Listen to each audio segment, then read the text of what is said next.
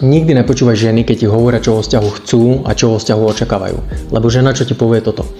Chcem vo vzťahu muža, ktorý je zraniteľný, chcem vo vzťahu muža, ktorý je citlivý, chcem vo vzťahu muža, ktorý čo na srdci, to na jazyku, ktorý každý večer ma zoberie niekam na večeru, dá mi kvety, chcem vo vzťahu muža, ktorý každý večer mi bude hovoriť, ako ma ľúbi, podobné šmaky.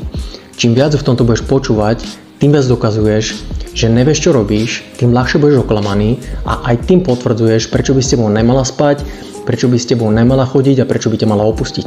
Že nie je prirodzené, že ťa chce ošaliť. Vôbec je to nemá za zlé, robiť to podvedome.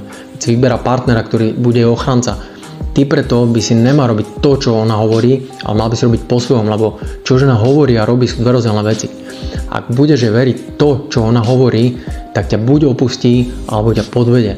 Nezabudni na jedno pravidlo, že keď žena niečo hovorí, tak to v tej chvíli naozaj tak cíti. Ale to, čo bude cítiť zajtra, sa dozvieš zajtra.